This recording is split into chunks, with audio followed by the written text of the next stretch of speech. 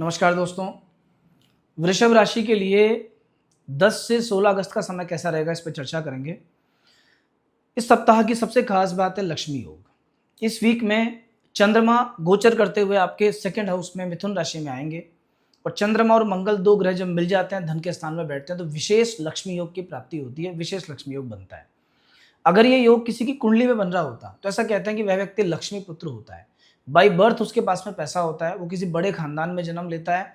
अगर चंद्रमा की स्थिति ठीक है, क्षीण चंद्रमा नहीं होना चाहिए और चंद्रमा केतु से विद्ध नहीं होना चाहिए। अगर ऐसी स्थिति है तो वो व्यक्ति बहुत पैसे वाला बनता है। अभी जब गोचर में आपके सामने लक्ष्मी योग बन रहा है तो क्या फल मिलेगा इसका, आइए देखते हैं। देखो, सबसे पहले चंद्रमा आपकी जन्म पत्रिका में तृतीय भाव के मालिक होकर के और फिर इस सेकंड हाउस में आएंगे। ये किस दिन आएंगे? सप्ताह की शुरुआत में 10 तारीख को। तो वीक का जो फर्स्ट डे है वही आपके लिए लक्ष्मी योग बनाने वाला है। लेकिन इसके बाद लगातार 11 और 12 तारीख को भी चंद्रमा ठीक है थर्ड हाउस में। तो आप ये मान सकते हो कि कोई ऐसा काम जो 10 तारीख को शुरू होगा वो आने वाले 2 दिन में भी आपके लिए ठीक रहेगा। ओवरऑल फाइनेंशियल चीज़ों को लेकर के आपको बहुत अच्छा देखने को मिलेगा। और क्योंकि चंद्रमा तृतीयेश है, ये किसी ट्रैवल से, छोटे भाई के सहयोग से, शेयर मार्केट वगैरह से, किसी पुराने इन्वेस्टमेंट से आपको लाभ दे सकते हैं। किसी व्यक्ति से अगर आपको पैसे लेने हैं, बहुत लंबे समय से पैसा मिल नहीं पा रहा हो, बहुत परेशान हो आप, सोमवार के दिन प्रयास करना, एक बार सामने वाले को फ़ोन करना, कहना कि भाई मुझे पैसा दो, तो कहीं ना कहीं पैसा वापस आने के, मिलने के चांसेस ज़्यादा बनेंगे। अभी एक चीज़ जो सभी के साथ बहुत बढ़िया है कि बृहस्पति का कर्क राशि में गोचर, कुछ लोगों के लिए तो ये गोचर बहुत ही अच्छा है। आपके लिए भी कहीं ना कहीं इस गोचर के बहुत पॉजिटिव फल अभी देखने को मिलेंगे। क्या फल हैं, आपकी कुंडली में क्या लिखा है, आपके इस राशि के अनुसार आने वाला वीक कैसा है, इन सब चीज़ों पे चर्चा होगी। बस आप कंटिन्यू बने रहो और पहली बार अगर आप आए हो तो इससे फॉलो या सब्सक्राइब करके जाओ, जिससे आगे भी आप और हम जुड़े रहे। तो दोस्तों, मंगल जो ग्रह हैं ये धन के स्थान में ठीक है, 2 फल देंगे आपको। एक फल थोड़ा खराब है और एक फल अच्छा है। मंगल के पास द्वादशेश का भी प्रभाव है और सप्तमेश का भी प्रभाव है। द्वादश भाव का स्वामी अपने से थर्ड हाउस में, सेकंड हाउस में जाके बैठ गया है। ज्योतिष में एक योग है, वो ये कहता है कि जब भी कभी द्वादशेश सेकंड हाउस में चले जाए तो उस व्यक्ति का खुद का कमाया हुआ पैसा तो बच जाता है, लेकिन जो पूर्वजों से मिलता है वो पैसा उसका चले जाता है, क्योंकि सेकंड हाउस संचित धन का है। तो अभी आप ये मान सकते हो कि थोड़े टाइम के लिए ध्यान रखना, पैसे बचा के रखना। जो पैसे की सेविंग्स आपके पास पहले से चलती आ रही है, वो सेविंग्स को आप कहीं एक साथ बिना सोचे समझे मत लगा देना, नहीं तो ये जो नेगेटिव रिजल्ट है ये घट जाएगा। दूसरी तरफ सप्तम भाव के स्वामी, व्यापार स्थान के स्वामी मंगल अपने से सेकंड हाउस में चले गए हैं। हालांकि हैं अष्टम भाव में, लेकिन अपने से सेकंड हाउस में है। इस द्वितीय भाव सप्तम भाव से अष्टम भाव पड़ता है। होगा क्या? सेकंड हाउस में सप्तमेश के जाने पर व्यापार से विशेष धन लाभ के योग बनते हैं।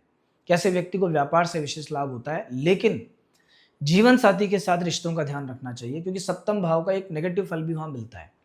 तो अभी जो भी आपके लाइफ पार्टनर हैं उनके साथ में रिश्ते थोड़े से नॉर्मल रखना। छोटी छोटी चीज़ों को लेकर के दिक्कतें आ सकती हैं, रिलेशनशिप में डिस्टर्बेंस हो सकता है, सगाई संबंध वगैरह अगर कोई हो रखा है आपका तो वहाँ क्लैशेस बढ़ सकते हैं, वहाँ दिक्कतें आ सकती हैं। पार्टनरशिप में अगर काम करते हो तो सोच समझ के पार्टनर्स के साथ में आगे बढ़ना, किसी बात पे गुस्सा ज़्यादा ना जाहिर करना और ना उनके साथ आर्ग्यूमेंट करना, नहीं तो रिश्ता टूटने का डर है। बाकी धन की दृष्टि से सप्ताह बहुत अच्छा है।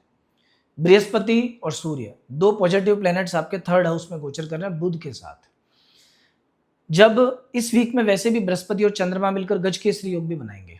ये जो गजकेसरी योग का फल मिलेगा जब कर्क राशि में चंद्रमा का गोचर होगा, मतलब 11 तारीख और 12 तारीख। यहाँ मैंने स्पष्ट तौर पर लिखा है कि ये सबसे अच्छे दिन है आपके लिए।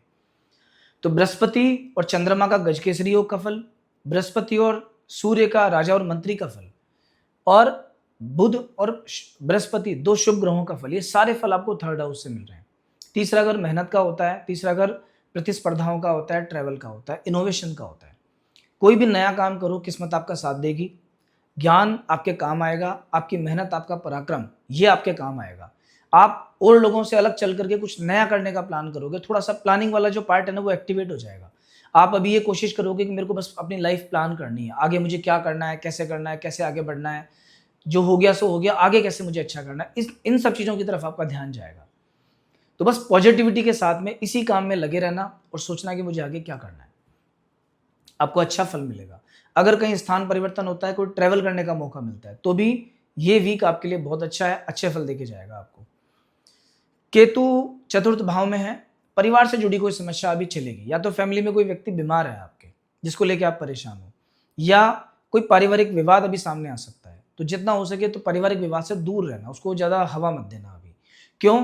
क्योंकि अभी थोड़े टाइम में क्या होगा कि केतु और राहु चेंज होने वाले हैं नवंबर में। केतु आ जाएंगे थर्ड हाउस में, राहु आ जाएंगे नवम भाव में।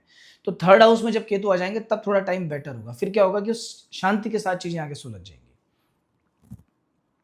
अगर कोई फैमिली पर्सन बीमार है तो लापरवाही मत करना, बीमारी को इलाज करवाना, तुरंत दिखवाना। हार्ट से जुड़ी डिजीज अगर आपको रहती है, हार्ट में प्रॉब्लम है किसी तरह का, तो आपको लापरवाही बिल्कुल नहीं करनी चाहिए।